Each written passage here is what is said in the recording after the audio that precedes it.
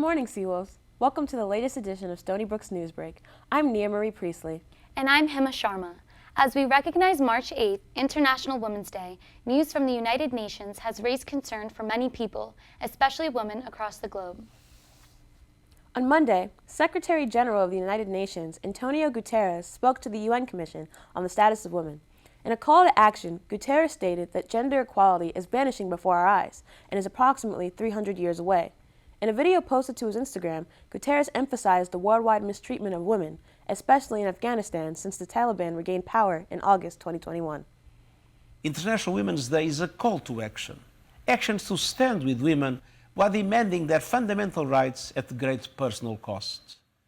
Action to strengthen protection against sexual exploitation and abuse. And action to accelerate women's full participation and leadership. Let us work together to build a more inclusive, just and prosperous world for women, girls, men and boys everywhere.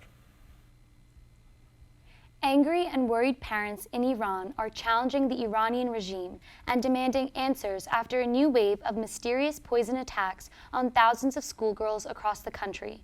Chaos, fear, panic, and packed emergency rooms with young girls gasping for air are what you see in dozens of cities across Iran.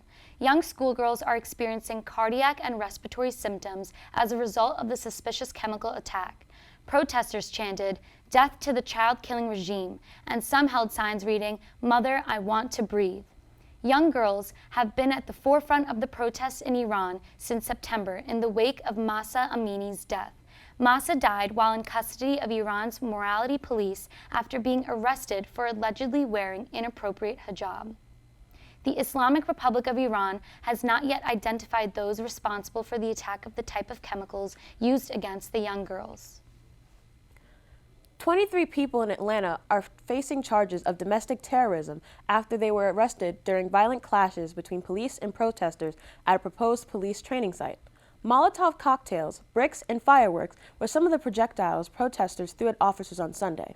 According to the Atlanta Police Department, equipment at the site was set on fire in what they are calling a coordinated attack. Opponents of the facility believe that the 85-acre training site, nicknamed Cop City, will infringe on the forest land and increase the presence and militarization of police officers in the area. The movement against the training site was drawn into national spotlight in January when a police officer fatally shot an environmentalist activist. Police Chief Darren Shearbaum says that the attack was an illegitimate protest. This was a very violent attack that occurred this evening, very violent attack. This wasn't about a public safety training center, this was about anarchy, and this was about the attempt to destabilize. The Golden State is glowing in white. Californians are bracing themselves for another snowstorm. After a blizzard that has pounded Southern California for the last 2 weeks, the once warm and sunny destination has not yet recovered from being buried with up to 15 feet of snow in some parts of the state. Yosemite National Park, a popular tourist attraction, has been closed since February 25th. The month of March is one of the best times of the year for visitors to spot wildlife, but the park currently looks like a ski resort and will not reopen until earlier than March 12th.